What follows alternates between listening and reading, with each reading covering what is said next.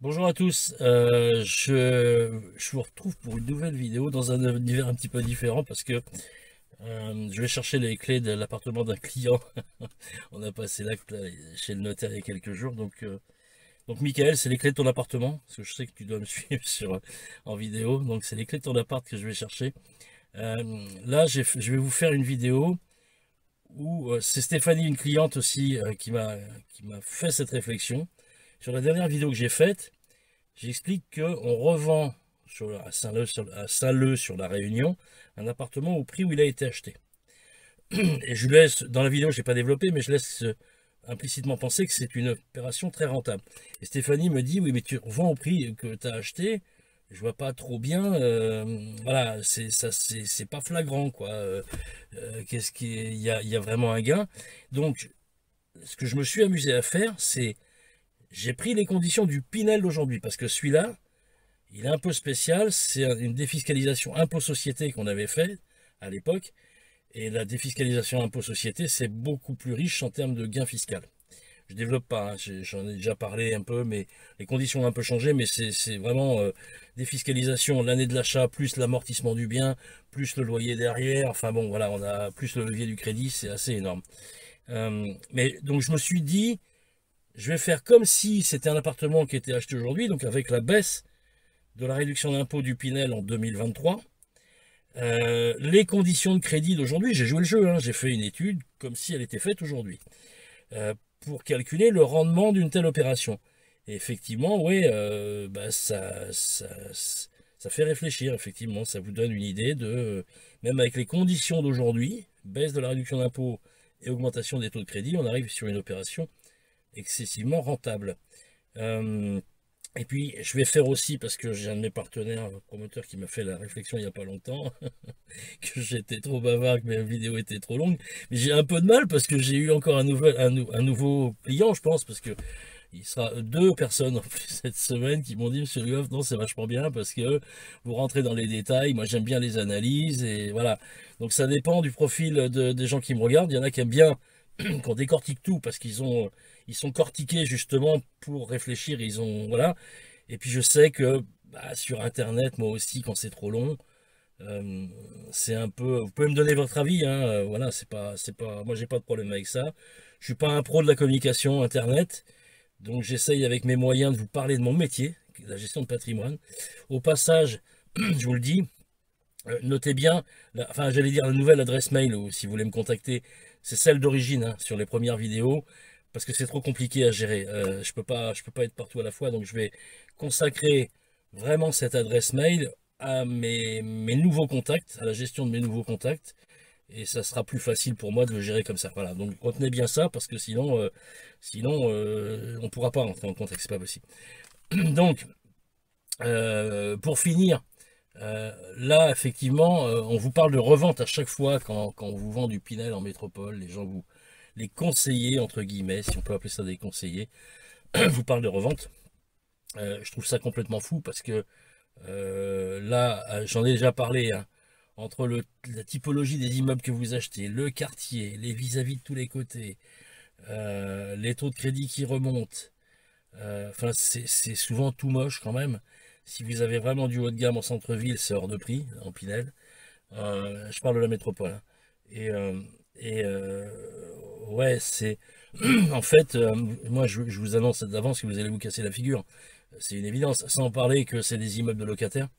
Alors là, effectivement, on vous dit non, non, il y a du propriétaire occupant et tout. Enfin, réfléchissez un peu. Quand vous avez un bloc de béton à côté d'un autre bloc de béton, où l'appartement, il fait 10 mètres carrés de moins que son équivalent dans l'ancien qui a été construit dans les années 80-90 par exemple, ou même avant. Les appartements anciens sont plus grands. Et que vous payez 30 ou 40% plus cher que l'autre. Alors ouais, il y a peut-être des travaux. Mais franchement, moi, si je dois habiter quelque part, acheter un appart pour l'habiter, je vais aller dans celui qui est ancien, qui est plus grand, je vais faire les travaux, je vais le remettre à mon goût, et puis, je vais être super bien parce que je serai entouré de propriétaires aussi. C'est souvent le cas là, dans ce genre de résidence. Alors que là, j'aurai autour de moi que des locataires, dans un appartement qui est pas folichon, un quartier qui est souvent pas extraordinaire. Voilà, Donc il n'y a pas de propriétaire occupant, c'est très rare, c'est très très rare, sauf dans certains cas. Là, par exemple, le marché de la Réunion, là, l'appart, il est acheté par les gens, ils l'achètent donc à son prix d'achat, c'est 290 000 euros avec les frais de notaire. Je vous ai montré la copie pas de l'acte parce qu'on l'a signé il n'y a pas longtemps, mais du compromis de vente. Et ils l'achètent pour l'habiter. Voilà. Donc on est sur des marchés complètement différents. Je développe beaucoup, mais c'est mon métier, il est vachement logique en fait. Il repose sur l'apprentissage que j'ai, moi, de tout ce que j'ai fait au fil du temps. Donc voilà, pour moi, c'est du bluff, l'histoire de la revente.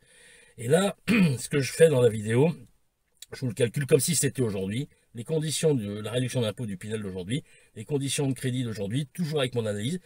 Mais je vais essayer de faire plus court. Et puis pour finir, un petit clin d'œil à Stéphane, parce que je sais qu'il me suit en vidéo, puis comme il est policier, je démarre pas avec la caméra, je l'éteins, je te promets. Je vais faire une course, mais j'éteins la caméra. Et voilà, avant, petit rappel, pensez à vous abonner, ça peut m'aider pour mon référencement et c'est pas mal pour vous parce que c'est gratuit et vous êtes au courant automatiquement quand il y a une nouvelle vidéo mise en ligne, ce qui n'est pas le cas tous les jours avec moi. Et puis mettez un like, le pouce vers le haut. Si vous aimez ma vidéo, c'est aussi sympa, ça m'encourage et pour mon référencement c'est utile. Et n'hésitez pas à faire des commentaires aussi, parce que j'ai rien contre les commentaires, ou à poser des questions. Et voilà, et puis notez bien l'adresse mail sur laquelle il faut m'envoyer vos contacts. Voilà, et bien écoutez, c'est parti pour l'étude avec un Pinel d'aujourd'hui sur un appartement qui a été vendu il y a quelques années, et un exemple très concret. C'est parti. Donc la question que je me suis posée, effectivement, c'est, pour faire cette étude, un peu empirique, hein, mais si c'était du Pinel d'aujourd'hui, d'accord, je me sers du passé, pas pour prédire l'avenir, mais pour le recaler dans le temps, c'est-à-dire aujourd'hui. Bon. Donc, sachant qu'effectivement, je vous l'ai dit, c'était une défiscalisation, là, celui-là, l'appartement qu'on a revendu, donc c'est dans la précédente vidéo, hein, je vous le rappelle. Juste avant, vous avez toutes les preuves, hein, de ce que je vous raconte. Il a été acheté 268 000 et quelques, j'ai arrondi à 270 000, il est revendu 270 000, plus les frais de 290 000, ils payent les gens. Mais on a effectivement, en défiscalisation à l'impôt société, on a la réduction d'impôt au départ, il y a l'investissement, plus l'amortissement qui va gommer encore de l'impôt. On a une très très belle niche fiscale, vraiment. Si c'était, alors effectivement, la question que je me pose, si c'était du Pinel d'Homme, département d'outre-mer, Pinel d'outre-mer d'aujourd'hui, il est à 26%, sauf dans quelques cas, mais je développe pas, je prends le cas général, il était à 29% de réduction d'impôt sur 9 ans, il est passé à 26, il a perdu 3%, mais c'est la même chose en métropole, puisqu'il était à 18%, et il est passé à 15%. Quand je vous dis c'est moins de 30 000, là, à droite, là, ça veut dire que pour le même investissement de 270 000 euros, si je pense celui-là, hein, le même investissement, si vous le faites en métropole au lieu de le faire en outre-mer, vous perdez 30 000 euros d'avantage fiscal. Donc réfléchissez à ce que je vous dis, parce que c'est 30 000 euros de gains potentiels perdus, ou de marge à la revente perdue. D'accord? Parce que c'est un gain, hein, quand même, le gain fiscal, c'est une réalité. Donc voilà, ça vous permet peut-être de remettre les pendules un peu à l'heure. Donc il a été acheté 270 000. Et alors là, le loyer, je suis un peu boulet, on va dire. Parce que moi j'ai tous les éléments, puisque c'est moi qui me suis occupé de la revente. Donc j'ai pris les éléments que j'avais, et le loyer de fin de bail, j'ai arrondi, il était à 700 euros. J'aurais dû le mettre au plafond Pinel d'aujourd'hui, en fait, il manque 37 euros par mois, hein. Le plafond Pinel c'est 737. Bon, ça veut dire que sur mes hypothèses de revente, il va manquer 4000 euros. Mais c'est pas grave, je préfère faire des études un peu pessimistes plutôt que l'inverse. Mais voilà, il me manquera 37 euros sur le loyer parce que je me suis calé au chiffre que j'avais juste avant la revente, là, quand Madame Rivière, la locataire, est partie. Donc les charges sur cette copro, c'est 712.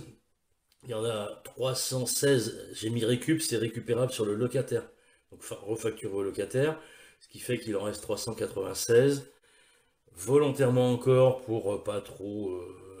Enfin, c'est pas être optimiste ou pessimiste, mais j'ai chargé un petit peu. J'ai arrondi à 500, voilà. Les frais d'agence et assurance, donc bah là effectivement on travaille avec l'agence d'Isabelle.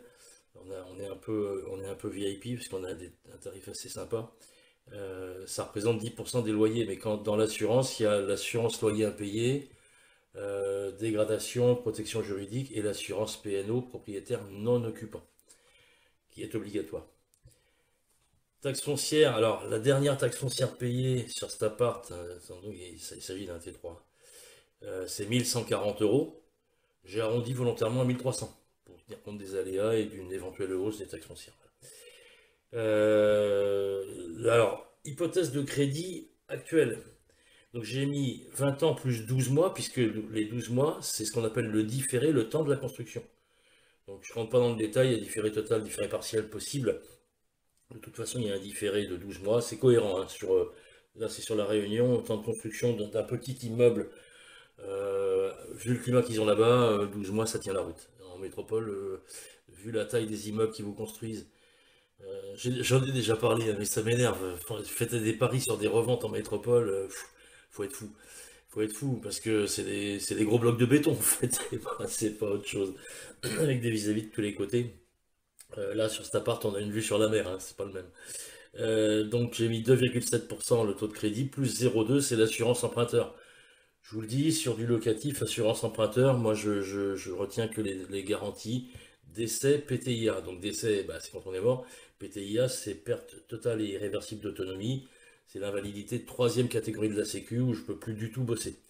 Parce qu'en général, les gens, bah, la plupart des investisseurs, ils ont un statut cadre, un statut salarié ou un statut travailleur indépendant. Ils ont des garanties en cas d'arrêt de travail. Je vois pas l'intérêt de payer. D'autant plus que là, il y a un loyer derrière. Donc voilà, en cas de pépin de santé, c'est les gros pépins. Pour moi. Crédit 25 ans, j'ai mis, donc pareil, hein, il y a toujours les 12 mois de différé, j'ai mis 3% plus 0,2 taux d'assurance. La revente nette, bah oui, parce qu'il faut être honnête jusqu'au bout. Ils revendent 270 000, mais on a quand même pris des frais d'agence, on n'a pas travaillé gratuitement non plus. Donc une fois qu'on a déduit les frais d'agence, les clients récupèrent en net 253 800 euros. Et ça, tout ça, c'est du très concret, hein. C'est la réalité. Alors le coût net sur 10 ans, combien ça a coûté cette affaire? Donc je vous ai mis le détail, je vais essayer d'accélérer un peu. Vous voyez à droite j'ai mis A. Donc là, je vais vous montrer le calcul qu'on fait après, hein. Tout ce que ça m'a coûté sur les 10 ans donc là, de simulation, les échéances de crédit m'ont coûté 167 000 euros, c'est ce que j'ai sorti en dépenses, avec un crédit sur 20 ans, et 148 000, c'est ce que m'ont coûté les échéances de crédit sur 10 ans, avec un crédit sur 25 ans. Le total des loyers encaissés sur 9 ans de location, bien sûr, puisqu'il y a eu un an de construction, il y a 79 000 euros. Alors j'ai arrondi, hein, c'est à 200 ou 300 euros près à chaque fois, mais c'est plus lisible comme ça. Donc ça, c'est la ligne B. Ensuite, les frais d'agence et assurance, bah, c'est facile, c'est 10%. 10% de 79 000, ça fait 7 900. Charges et taxes foncières cumulées sur le nombre d'années, ça fait 16 200. Le gain fiscal net, alors je parle bien de gain fiscal net, c'est-à-dire qu'il y a la réduction d'impôt, mais il n'y a pas que la réduction d'impôt, il y a aussi l'imposition sur les loyers, parce qu'on est en régime fiscal de la location nue en revenu foncier. Donc petit à petit, les loyers deviennent de plus en plus imposables, même si, bon, enfin, c'est pas énorme, mais il faut en tenir compte quand même. Donc le gain fiscal, il est un peu différent, évidemment, suivant le taux de crédit et la durée du crédit, parce qu'on a plus d'intérêts déductibles avec un crédit sur 25 ans. C'est ça la différence entre les deux. Donc j'ai gagné 72 000 au niveau de mes impôts sur 10 ans avec un crédit sur 20 ans et 75 000 si j'ai un crédit sur 25 ans. Donc le coût total, c'est quoi? Je vous laisse refaire le calcul si vous le souhaitez. C'est A, ce que j'ai dépensé en crédit, moins B, ce que j'ai rentré en loyer, plus, puisqu'on parle de coût, plus ce que m'ont coûté les frais d'agence et les assurances, plus les charges de la taxe foncière, moins ce que j'ai gagné sur les impôts. Donc en net, net de net, hein, parce que là il y a tout, hein. Sur la durée de simulation de 10 ans, là, j'ai un coût de 40 100 euros si j'ai un crédit sur 20 ans, et j'ai un coût de 18 100 euros avec un crédit sur 25 ans. Au passage, regardez ce qu'on vous propose en métropole si on vous fait pas une étude bidon, parce que là j'en ai vu passer pas mal aussi, des études avec des hypothèses fausses ou, ou pas sérieuses. Là, si vous le souhaitez, je les ai fait les études, hein, donc je peux vous les faire passer. Je ne vais pas les mettre en ligne, c'est un peu barbant, mais bon, une petite parenthèse, mais bon, on n'est plus dans le même monde de toute façon, en métropole c'est autre chose. Donc 40 100 le coût total, 18 100 avec un crédit sur 25 ans. Donc si je ramène ça en mensuel sur 10 ans, si je divise par 120, parce que sur 10 ans il y a 120 mois, 12 mois par an multiplié par 10, ça fait 120. Avec un crédit sur 20 ans, il m'a coûté 334 € en moyenne par mois, et 151 avec un crédit sur 25 ans. Mais, bien sûr, il y a une différence, c'est qu'il m'a coûté plus cher avec un crédit sur 20 ans, mais j'ai remboursé plus de capital. Il était moins long. Donc il me reste 170 000 de capital à solder auprès de la banque, parce que quand je vais avoir un appart, il faut que je solde de mon crédit. Et il me reste par contre 200 000 à rembourser à la banque avec un crédit sur 25 ans. Résultat, on arrive au très concret. Le résultat sur 10 ans, alors le coût mensuel sur 9 ans, c'est donc 9 ans plus 1. C'est 334 avec un crédit sur 20 ans, 151, alors, bref, je reprends les choses que vous venez de voir. Capital à rembourser, on vient de le voir. Donc ça veut dire quoi? Ça veut dire que avec un crédit sur 20 ans, puisque mes clients récupèrent, comme je vous l'ai dit avant, quand j'ai le net vendeur, une fois que j'ai déduit les frais d'agence, ils récupèrent 253 800 €. Moins les 170 000 € à rembourser à la banque, avec un crédit sur 20 ans, ça veut dire qu'ils ont net in the pocket, comme on dit, dans la poche. Le gain net de l'opération, c'est 83 800 €. Et mais pour un coût mensuel de 334 €. Alors, je vous ai mis dans le bas de la vidéo, vous avez un lien d'un site qui vous fait des calculs. Voilà, si vous voulez vérifier la rentabilité, c'est un simulateur de calcul de rentabilité d'épargne, parce que c'est comme ça que ça fonctionne. Donc vous avez le lien en bas de la vidéo.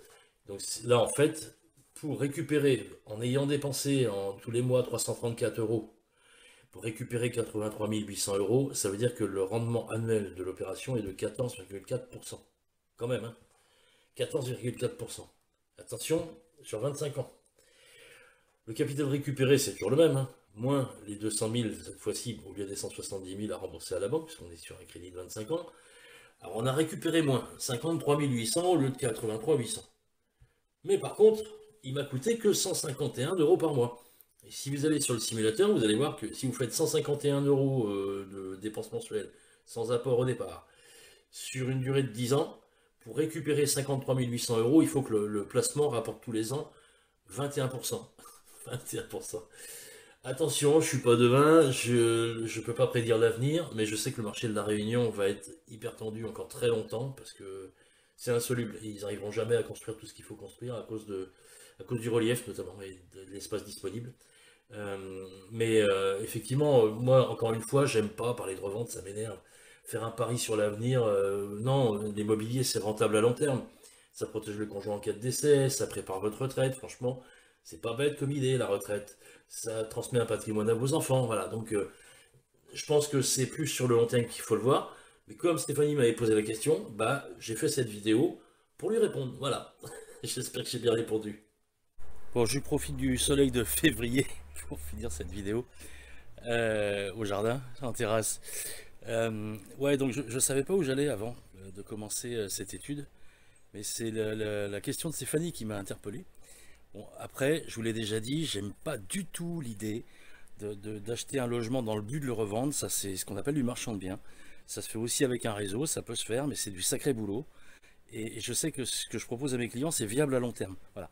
Donc, vous avez un exemple, là, ça n'est qu'un exemple, mais c'est une piste de réflexion quand même pour sortir un peu des sentiers battus et puis aller chercher des investissements rentables. N'oubliez pas de vous abonner, c'est pas bête, c'est gratuit. Mettez un like, un pouce vers le haut si vous avez apprécié ma vidéo, ça m'encourage, c'est sympathique. Et puis, écoutez, j'essaierai de trouver une nouvelle piste de réflexion pour vous la montrer en vidéo. Au revoir.